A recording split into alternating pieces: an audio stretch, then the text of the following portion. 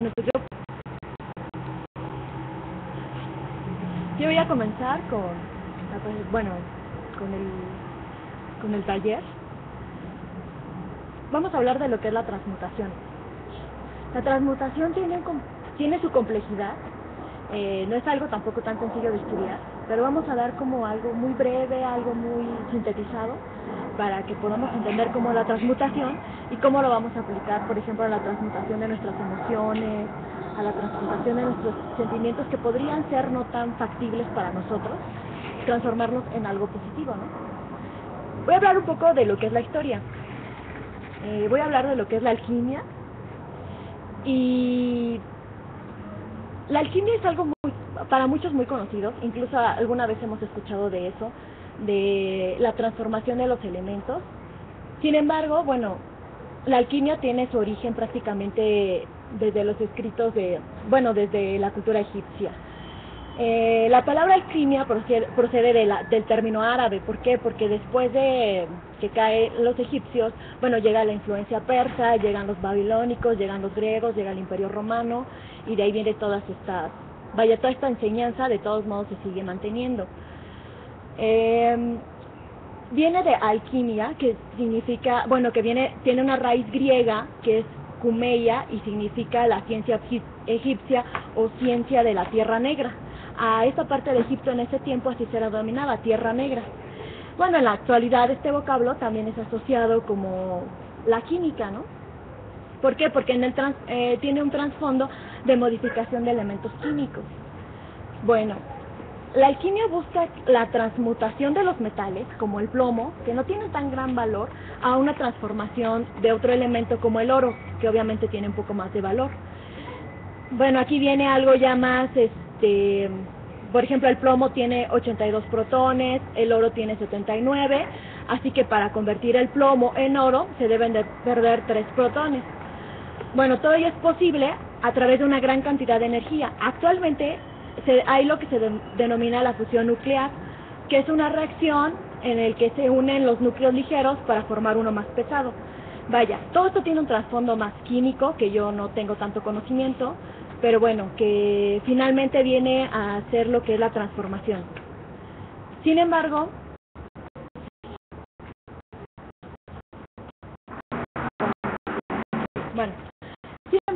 de la alquimia también vienen varios conceptos filosóficos. Todo esto, como ya lo había comentado, viene de orígenes egipcios, del dios Thoth, Hermes Trismegisto, quien hizo varios compendios de lo que son escritos de lo que es la transmutación o la búsqueda de la piedra filosofal. En sí, la búsqueda de la piedra filosofal es esa búsqueda de la conversión de metal, pero algo ya un poco más interior o algo más filosófico, que es la búsqueda realmente de esta transmutación de los sentimientos negativos o del alma, del cuerpo y del espíritu hacia la perfección. Vaya, la búsqueda de la piedra filosofal, el fin es eso. Bueno, pero pues ¿cuál es el catalizador, no? ¿Cuál es la clave para alcanzar esta transmutación positiva? Bueno, Hermes realiza varios escritos, muchos se perdieron en el incendio de Alejandría, se mandaron a quemar varios escritos, sin embargo se rescataron algunos. Todo esto tiene un trasfondo simbólico, como se dirá, en el signo está mi secreto, ¿no? Todo esto tiene un trasfondo simbólico, la mayoría de los escritos también son simbólicos, entonces, bueno, pero toda la finalidad es esta transmutación del alma.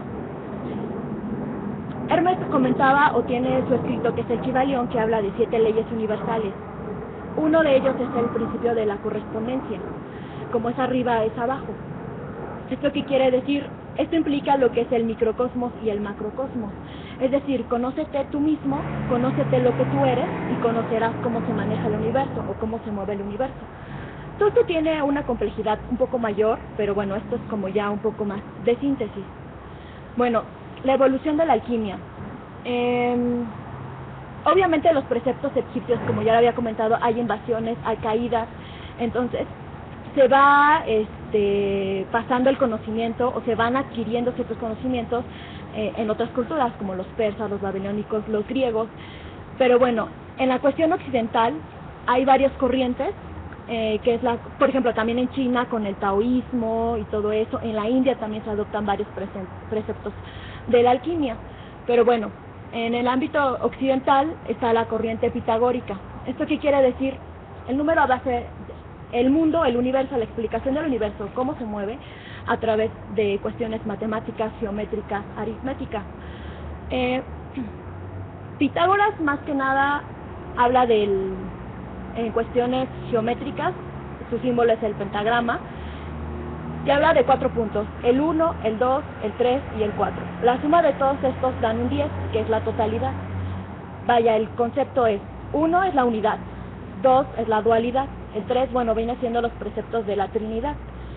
El 4 viene siendo los elementos, fuego, aire, tierra, agua. Y bueno, la suma de todos estos te llega al 10, que es la totalidad. Pero 1 más 0, pues viene siendo el 1 otra vez, entonces regresas a la unidad. Vaya, el concepto es, de así como, esa es la evolución, llegan las etapas, pero de todos modos todos nos regresamos al principio, a la unidad, a la causa encausada, al principio del todo. Viene la corriente gnóstica. Bueno, aquí ya viene como más mezcla con el cristianismo. Recordemos que, bueno, después de los griegos llega lo que son los romanos, y Constantino declara en el 325 a la cristiandad. Pero vaya, declara la cristiandad, pero hay varias corrientes, incluso con influencia cristiana, de Jesucristo, ¿no? De la llegada de Jesucristo. Entre ellos son los gnósticos. Constantino lo que hace es una recopilación de ciertos evangelios, pero destaca otros, ¿no? Hay muchos preceptos de los testigos de Jesucristo. Entre ellos son los gnósticos, los atacan como herejes y los quitan sus evangelios de lo que hoy se conoce como el Nuevo Testamento. Los gnósticos tienen una influencia de lo que es el conocimiento. Como ya habíamos comentado anteriormente, el conocimiento no tanto en el sentido del saber, ¿no? El conocimiento de sí mismo bajo varios preceptos de Hermes. Exacto, el conocimiento del ser. El que conoces, luego crees. También ciertos preceptos de fe.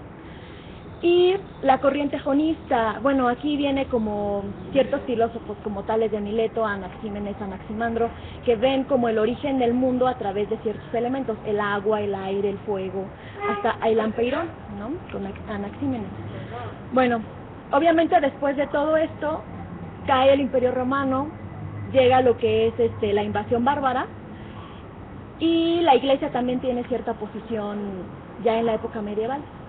¿Por qué tiene cierta posición la Iglesia? Bueno, pues por cuestiones políticas también, pero porque muchos de los padres fundadores de la Iglesia o muchos de los sacerdotes eran los más ilustrados, vaya, eran los que tenían acceso al conocimiento y por lo tanto a muchos de estos textos, ¿no?